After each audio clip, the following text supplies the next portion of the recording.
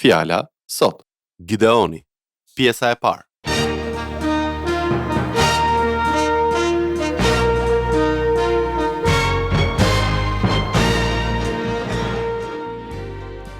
Përshëndetje dhe mirë se vini në këtë seri programesh nga pastorët Paul dhe Doug Schroeder nga shërbesa Fjala sot. Dhe fjala për sot është Gideon. Kur na kërkohet të bëjmë gjëra të mëdha në jetën tonë, gjithmonë kemi tendencën të stepemi e të mendojmë se nuk mund t'i bëjmë dot ato. Ne mendojmë se forca jon, inteligjenca jon, apo çfarë do qoftë, nuk janë të mjaftueshme për ta bërë atë gjë. Prandaj shumë shpesh ne dorëzohemi dhe vazhdojmë të bëjmë ato gjëra që janë të lehta për ne.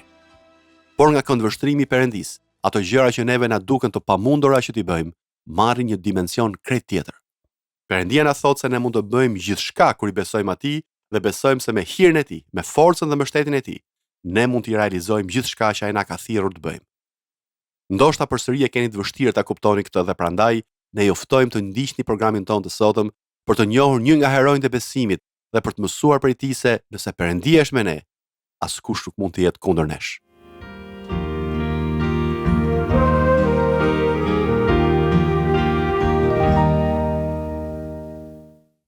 Sot, unë dua t'ju flas për një hero, që e filloi nga zeroja.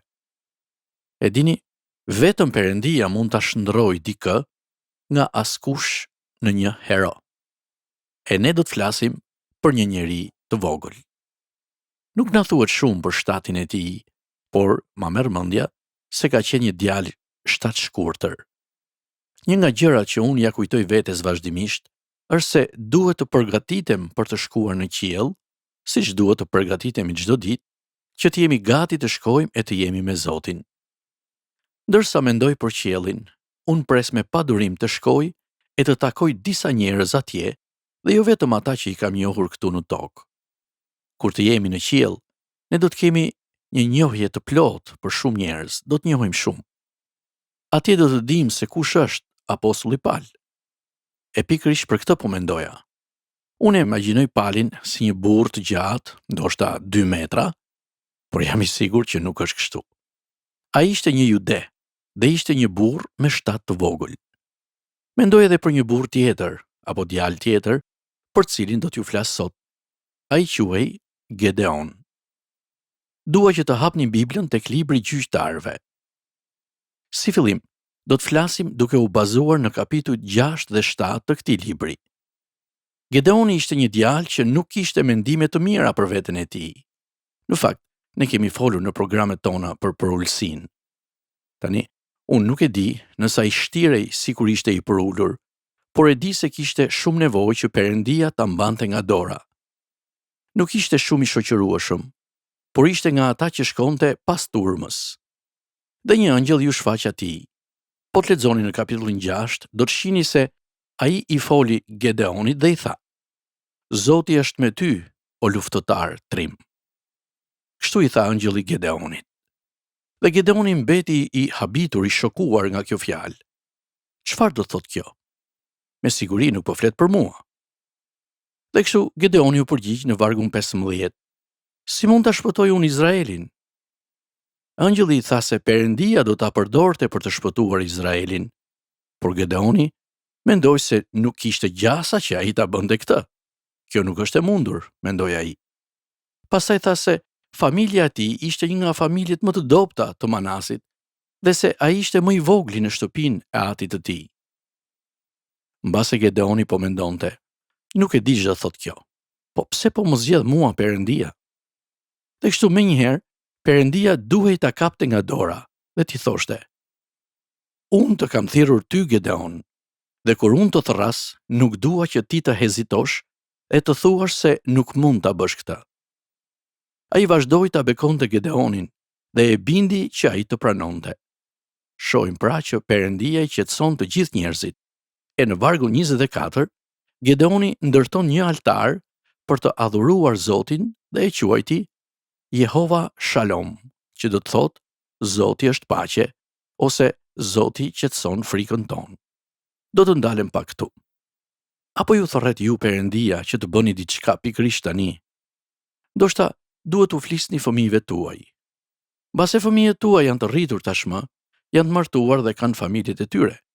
Por ju e dini se Perëndia dëshiron që ju t'u flisni atyre për diçka. Mbase ata nuk po shkojnë në kish dhe nuk po i rrisin fëmijët e tyre me dashurinë për Perëndin. Mbase po e shpërfillin edhe fjalën e tij, por ju ndjeni se keni një thirrje. Perëndia vë dorën e tij mbi ju. Ndoshta ju nuk keni parë një ëngjëll, por e dini se Perëndia po punon në jetën tuaj dhe ju thot se tani ai dëshiron që ju të bëni diçka për një situatë caktuar. Mirë, ashtu si Gedeoni, ju dhe unë e dim se si ndihemi në fillim. Ne mendojmë se Perëndia ka zgjedhur njeriun e gabuar e se ndoshta vllai ynë do të jetë më i zoti për ta bërë këtë gjë. Ashtu si Gedeoni, edhe ne përpiqemi ta shmangim këtë thirrje. Perëndia po i thot atij: "Dëgjoj, unë po të thras ty. A nuk dëshiron të mësosh se çfarë dua që ti të bësh?" Dhe më në fund Gedeoni përgjigjet. Por, do të shihni ndërsa lexojmë këtë kapitull se Perëndia përsëri duhej ta mbante atë nga dora, sepse duket sikur Gedeoni gjithmonë dëshiron të shpëtojë nga kjo situatë. Perëndia i kërkoi të bënte diçka që ta përgatiste atë dhe ai tha: "Babai yt adhuron Baalin, dhe kjo nuk është gjë e mirë. Kështu, ja çfarë dua që ti të bësh. Merr demin e atit tënd dhe demin e dytë 7 vjeçar, shemb altarin e Baalit që i përket atit tënd dhe rrëzo Asherahun që i qëndron afër." Dhe në vargun 27, ne lexojmë se Gedeoni mori disa shërbëtorë që punonin për të dhe e shembi altarin e Baalit dhe Asherahun që i qëndronte afër. Por ai ishte shumë i friksuar dhe bëri gjithë këtë punë natën. E bëri natën që askush mos e shikonte. Në mëngjes, kur të gjithë u zgjuan, panë se altari ishte shkatruar, se Asherahu ishte rrëzuar dhe vendosën ta vrisnin Gedeonin. Por babai i tij e shpëtoi Gedeonin. Sigurisht, Perëndia po e përdorte atë në nivel njerëzor. Babai Gedeonit e dinte se ata do ta vrisin Gedeonin, kështu që ai u përpoq të bënte një arsyetim të fortë logjik. Ai tha: "Le të jetë Baali që të luftojë kundër ti, sepse ai ja ka shembur atij altarin." Dhe kjo kishte shumë kuptim për shumicën e njerëzve. A nuk mund të kujdeset Baali për veten e tij? Një idhull pra. Kështu, ata i vun Gedeonit emrin Jeru Baal. Mua më duket një nga emrat më melodioz. E kështu përsëri, Perëndia e shpëtoi Gedeonin. E ndërsa lexojmë më poshtë, dua ta drejtoj vëmendjen tuaj tek fakti që më në fund Perëndia vë dorën e tij mbi Gedeonin. Do ta quaj këtë një lloj vajosjeje. Nuk dua të dukemi çuditshëm, por besoj se Perëndia na vajos, na zgjedh me bekimet e tij dhe mëshirën e gëzimin e tij. Dhe ju do ta kuptoni se kur Perëndia ju thërret, ai ju vajos. Duhet mendoni për thirrjen që Perëndia ka për ju. Në familjen tuaj, në punë, në marrëdhënie, çfarëdo që të jetë. Ndoshta Perëndia po ju thërret të jepni mësime në kishën tuaj, apo të jeni pjesë e grupit të adhurimit. Kush e di se ç'mund të ketë në mendje Perëndia për ju. Dhe pastaj, ai vë dorën mbi ju, le të themi, dhe ju do të ndjeni vajosjen, nxitjen, zgjedhjen. Ju ndjeni një bekim dhe mendoni: unë mund ta bëj këtë. Perëndia do të më jap aftësinë ta bëj. Perëndia do të më jap forcë dhe fuqi. Është shumë bukur. Kështu ndodhi dhe me Gedeonin. Papritur, ai ndjeu një shpërthim energjie, i ra Boris dhe dërgoi mesazhin: unë do të ngrej një ushtri, do të luftoj me Madianitët dhe ne do të fitojmë. Ai mbledh një ushtri. Në fakt ishin 32.000 burra që u regjistruan në këtë ushtri. Dhe Perëndia i tha Gedeonit: kjo është një ushtri shumë e madhe. Është aq e madhe sa kur të fitosh luftën, ti mund mendosh se e bëre me forcat e tua. Të gjithë mund mendojnë se ti kishe një ushtri të madhe, prandaj fitove. Prandaj unë dua që ti të kesh një ushtri të vogël dhe duhet t'i heqësh disa burra. E kështu gjëja e parë që Gedeoni duhej të bënte ishte t'u thoshte njerëzve të tij: më mirë shkoni në shtëpi, nuk duhet t'jeni në këtë betejë. Dhe 2/3 e burrave u larguan. Thuhet se 22.000 burrat u kthyen në shtëpi dhe mbetën 10.000. Dhe Perëndia i tha: e di Gedeon, ushtria jote është përsëri shumë e madhe. unë dua të jetë më e vogël. Dua të jetë më e vogël që kur ju të fitoni, të dini se unë ju a dhash fitoren dhe nuk do të ketë asnjë dyshim në mendjen tuaj për këtë.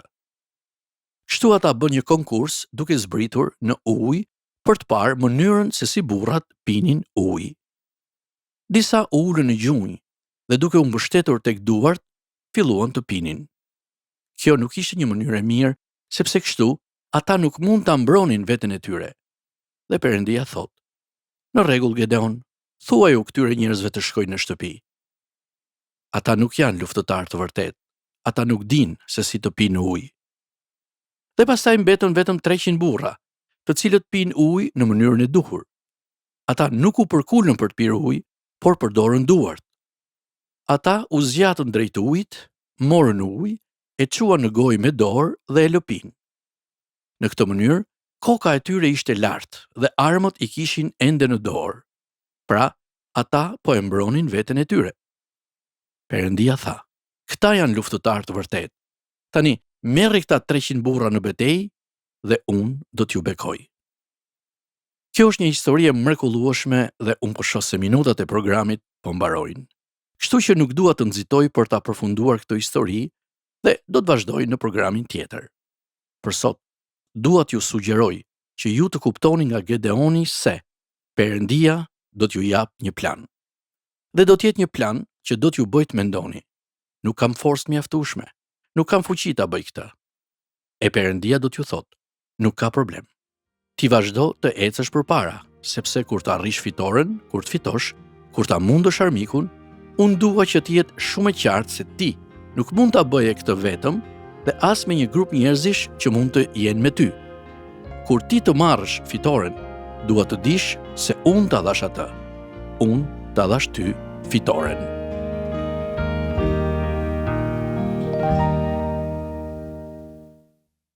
Nuk ka asgjë të pamundur për ne, kur i përgjigjemi thirrjes Perëndis për jetën tonë dhe kur besojmë se ai është gjithçka që na nevojitet për të përmbushur planin e tij. Edhe pse mund të ndjehemi të dobët dhe të paaft për të bërë diçka që Perëndia na ka kërkuar të bëjmë, ashtu siç mendonte edhe Gideoni për veten e tij, përsëri ne mund të mbështetemi tek Perëndia. Kur e bëjmë këtë, do të zbulojmë potencialin e jashtëzakonshëm që ai ka vënë në ne për lavdinë e tij.